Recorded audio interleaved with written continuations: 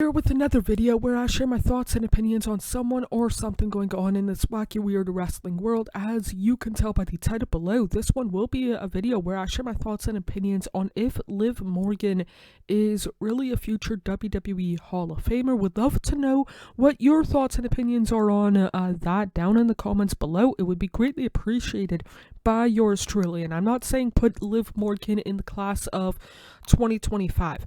Not by any means. No disrespect to her. I don't know if I seen her wrestle in person, but I met her back in 2016.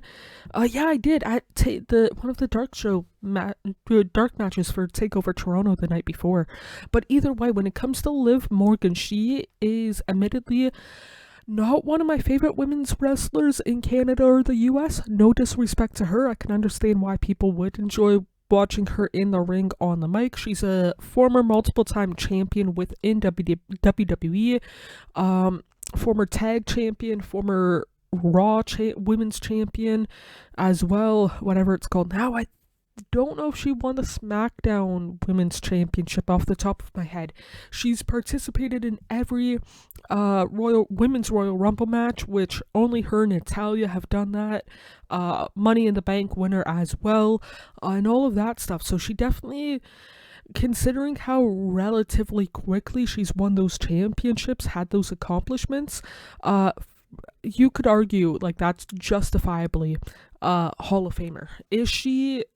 Will she go into the Hall of Fame anytime soon in the 2020s? I don't think so. No disrespect to her, but WWE, they have and probably will only induct one female per class on average. And this year they've already announced Michelle McCool, and even if it was not announced that it was Michelle McCool, Liv Morgan, I don't think she's on that kind of caliber. There's other people who are either active or retired that I think either should or will go in before Liv Morgan. Again, nothing against her, the human or the wrestler. It's like Victoria, I would love to see go in. Natalya, I know she's technically active, but she has more of a career behind her than in front of her. Any one of the four horsewomen, Rhea Ripley, Bianca Belair, let's say that's 10 women right there. That's hypothetically 10 years worth of WWE Hall of Famer. So I don't see it happening anytime soon. For myself personally, I think eventually she will go in at the soonest mid 2030s. At this rate, how WWE has done the Hall of Fame kind of deal. Again, one female per class, which I think that they should do two personally, but one, considering how small the classes have been in the last couple of years, understandable. But I do think that eventually she will go into the Hall of Fame kind of deal. Again, not anytime soon, at this rate at least. For myself personally, it is one of those things where whenever Liv Morgan goes into the Hall of Fame, would I watch it live? Would I try and attend it? No.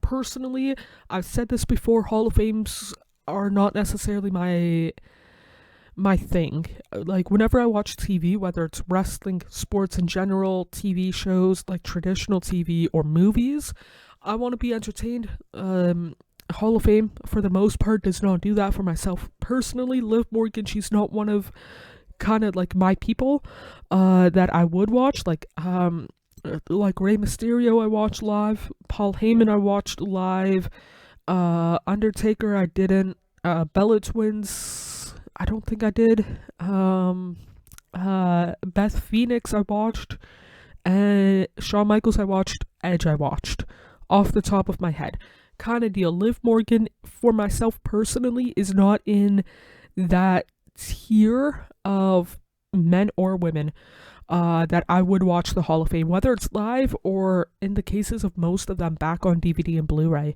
But yeah, I think she'll go into the Hall of Fame eventually.